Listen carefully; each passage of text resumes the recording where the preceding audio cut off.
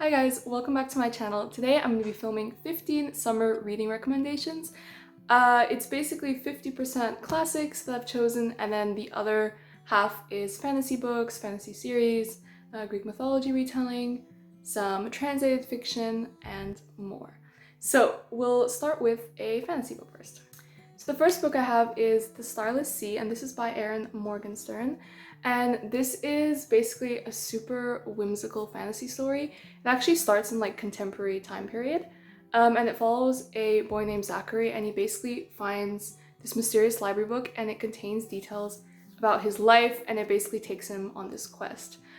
This book is, I don't think, for everyone. I've seen lots of mixed reviews on this, but my advice is still just to pick it up because I ended up absolutely loving it. I remember I was so absorbed in the world because Erin Morgenstern is such a good writer of fantasy. She also wrote The Night Circus, and her descriptions and settings are just so immaculately described that I felt when I put the book down, I always felt like I was coming out of some vivid dream. So this is really whimsical, and also the kind of chronology of the story is interesting because you're kind of jumping around a little bit, and also you have these little tales and stories interdispersed throughout the story, some of which have links to the story if I'm not mistaken, and some of which don't, but I really enjoyed all the storytelling in this. So I'd highly recommend this if you're looking for something really whimsical, something that will keep your attention, and yeah, it's Starless C. Okay, so next I thought we'd do a classic. I'm kind of going to alternate between classics and fantasy just to keep it interesting. So I almost always read a Thomas Hardy novel, and I will be recommending to you Far From the Madding Crowd for the summer, because I think honestly you can't go wrong with any Thomas Hardy novel in the summer. His just descriptions of pastoral England is so idyllic, and it just really transports you to this cottagecore dream. Mind you, the events of the books are usually quite sad, but I still think they have a really good kind of melancholic tone for summer. So I'm recommending you Far From the Madding Crowd. This is a book that basically follows a woman called Bathsheba Everdeen, and she has quite a lot of responsibilities. I think she's a working woman. I think she's got responsibilities of a farmstead, if I'm not mistaken. And in this story there are 3 love interests, so it's really fun if you love good summer romance, because there's 3 options. You don't know which one she's gonna go for. They're all very different, and yeah, I just think it's a really fun romance for the summer, and it's one of his less sad novels, so I think it's perfect to pick up at this time of year. Okay, so the next book I have is some translated fiction, and that is The Cat Who Saved Books. This is translated from Japanese. I am not going to attempt to, well, I did attempt to pronounce the author's name, but I really butchered it, so I'm really sorry. But that is the book's name. This is basically a book that's perfect for people who love books. If you're watching this, you probably do. But it's basically about a boy, and he is grieving the death of his grandfather, and this cat basically takes him on these little adventures to different people in different places who have kind of forgotten the importance of books, or could be saved somehow through the power of books, basically. So it's really heartwarming, just so beautiful. You really feel for the characters, and it's a quick read, so it's perfect for summer. It's only around 200 pages, and it's just super cute. So if you love books, if you love cats, definitely read this. It's the cutest thing I read last summer.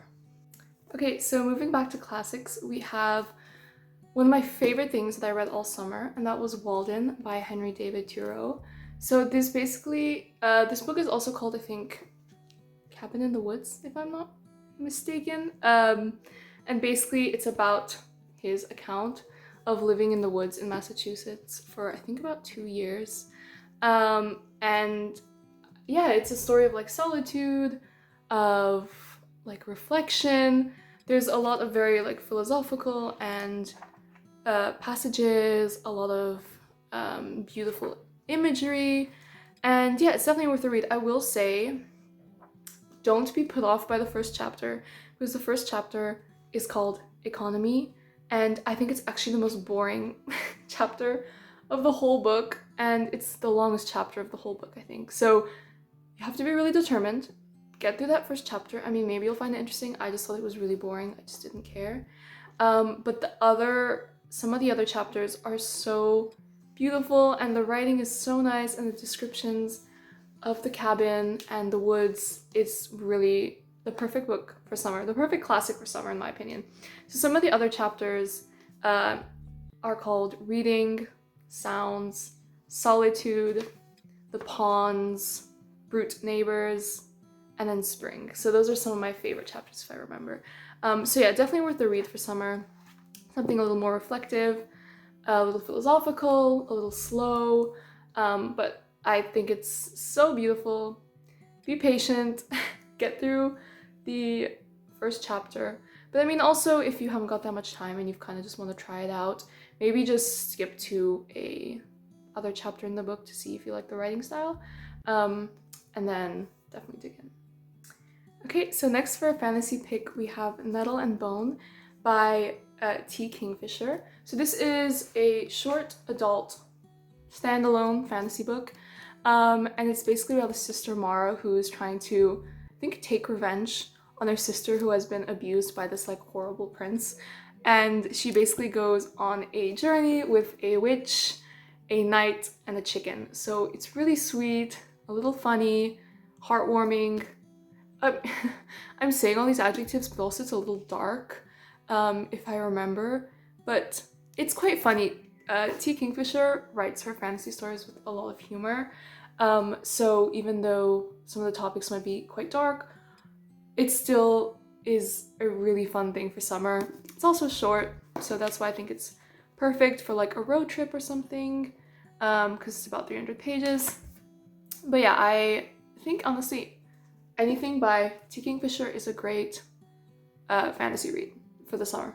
So next I'm going to keep with the theme of short books, and I'm going to show you three novellas that are classics, two of which are by E.M. Forster. So I'm convincing you to read either A Room with a View or Bright Angels Fear to Tread.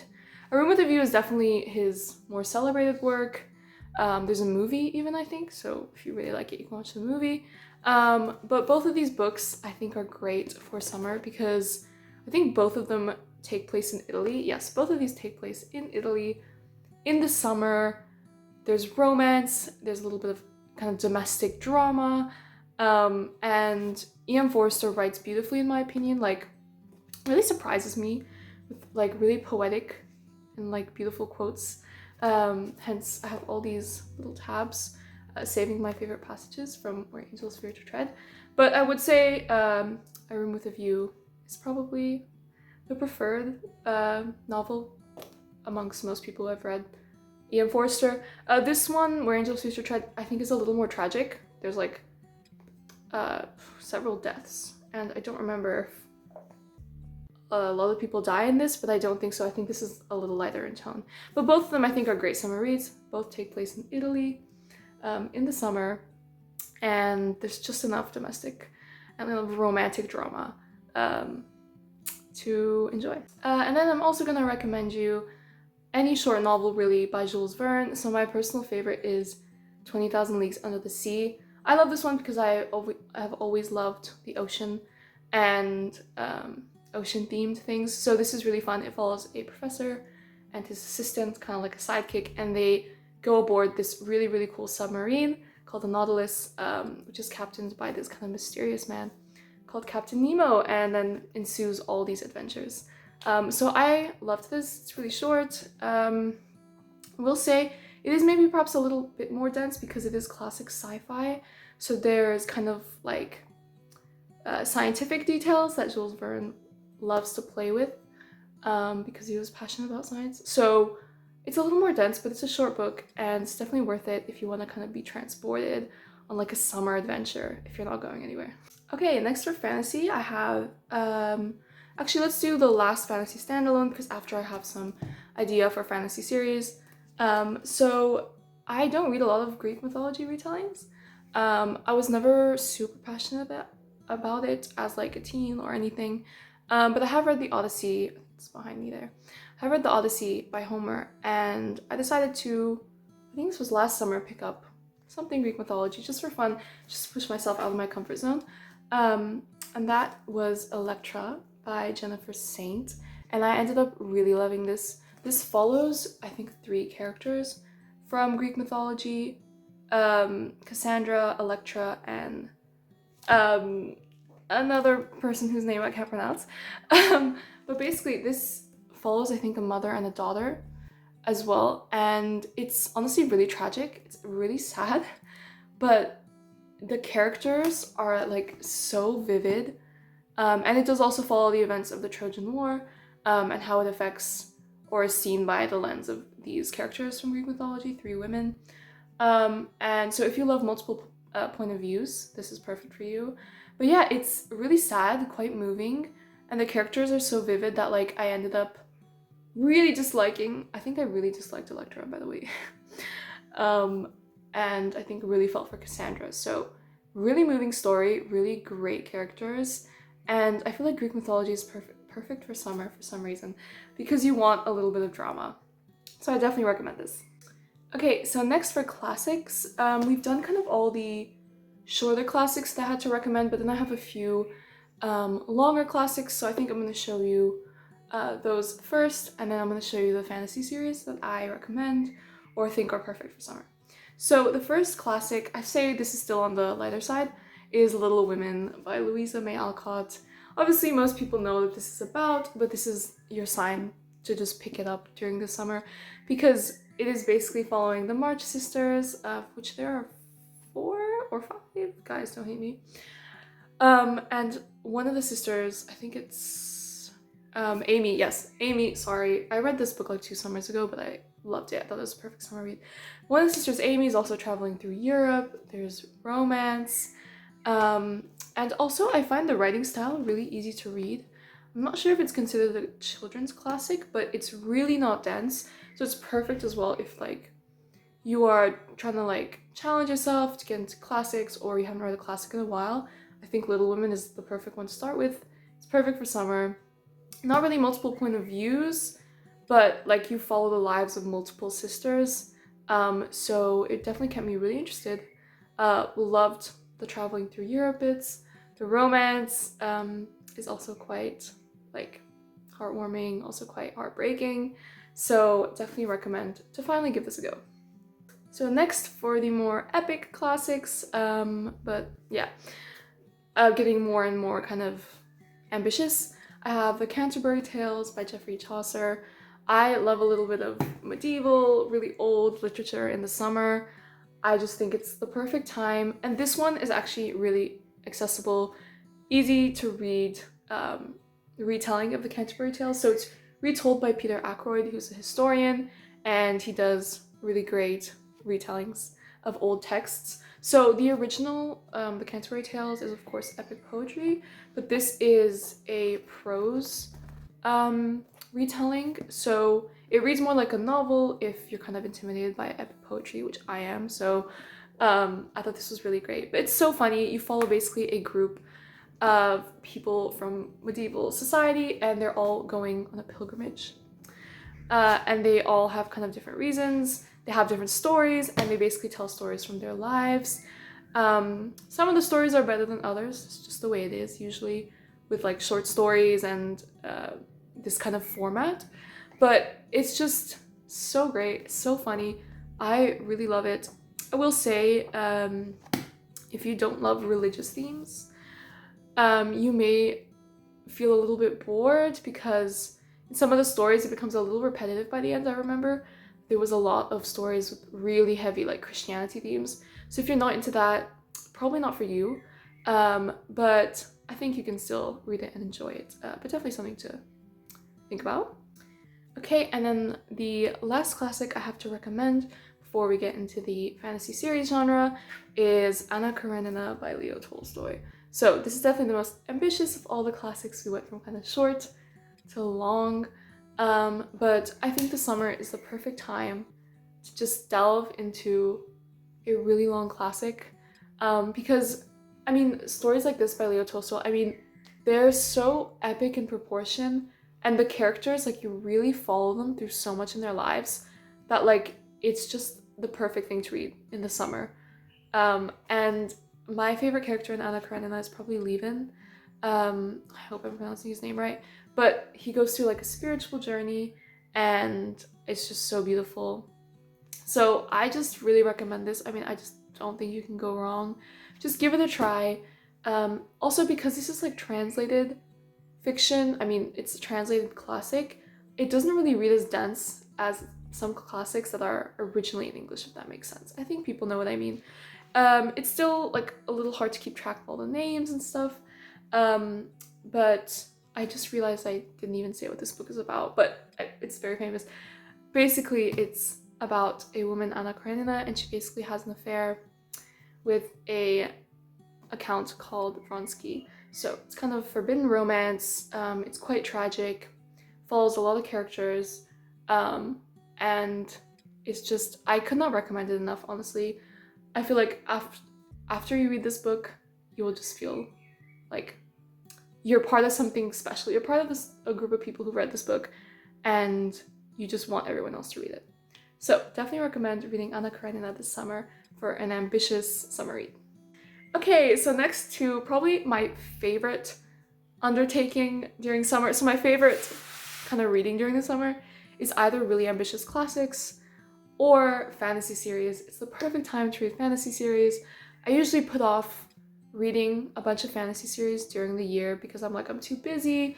I don't want to get overly invested. And I think that's kind of a universal experience between readers. So I have some recommendations for fantasy series that I think you should really pick up this summer. So first we'll start with the one that's only duology, so it's kind of the least intimidating of the ones I've chosen. But that is Gilded by Marissa Meyer. This is basically a retelling of the story of Rumpelstiltskin. If you don't know that fairy tale, it's basically, this is not a spoiler because it's like an old fairy tale, but if you don't want to know anything, then skip to the next book. But it's basically about a man who I think can spin gold, and basically I think he asks a woman for her newborn, like future newborn baby as payment for the gold that he spins. I think it's something like that. Excuse me if that's wrong, but it's kind of an obscure fairy tale. But this is basically inspired by that story, and it's super whimsical. If you love fairy tales, Marissa Meyer is like the god of fairy tale retellings, in my opinion. So if you love fairy tales, you love things about curses, and also you love really sweet romance, because this is not your typical formulaic YA enemies to lovers romance. This is actually really sweet romance. So if you want those fairy tale vibes with a sweet romance, I think this duology is perfect. I think I got through this really quickly, and yeah, you can't go wrong with the Marissa Meyer fairy tale retelling for the summer. So I definitely recommend this. Okay, so the last two are more old, established, epic fantasy series that I just think are perfect to get super invested in over the summer. So first is Assassin's Apprentice by Robin Hobb, and this basically starts a massive, epic kind of landscape of like a bunch of series that are connected by timeline. Some of the series are connected by characters as well.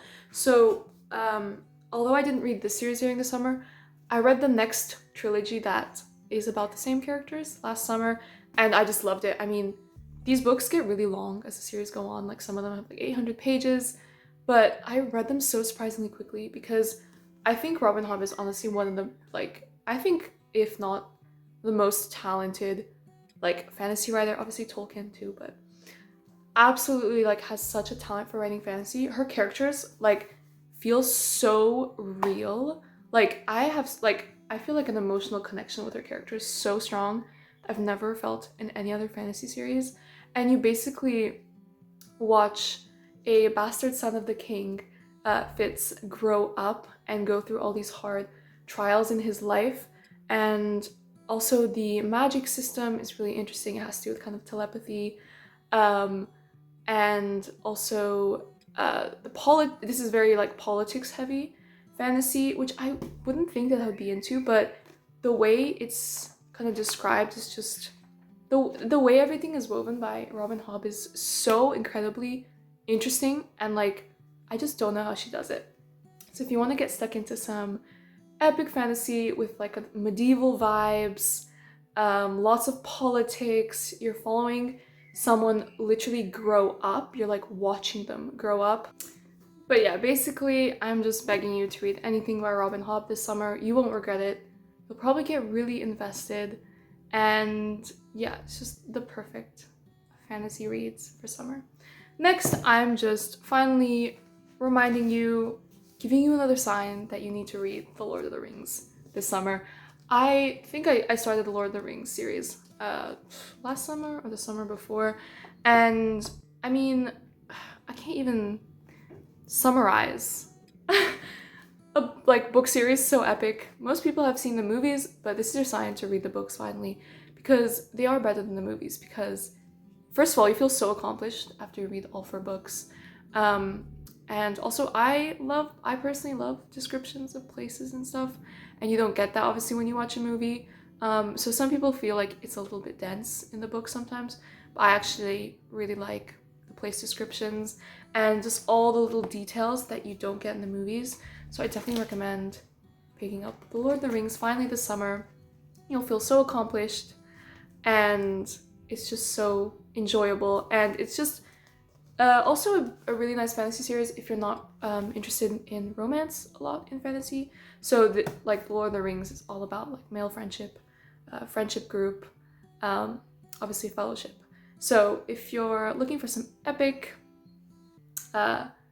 fantasy that doesn't have a lot of romance, or doesn't have any romance almost, Lord of the Rings, finally read it, please, I beg you. Classics, fantasy, definitely let me know if you've read any of these books and whether you read them also during the summer, and if you have any other books by the same authors or any other classic or fantasy books that you think are perfect for the summer vibes, summer mood. I'm a super like seasonal reader. I feel like specific books are perfect for specific times of year. So that's kind of what inspired me to make this video. But yeah, I hope you guys enjoyed, and I'll see you in my next video.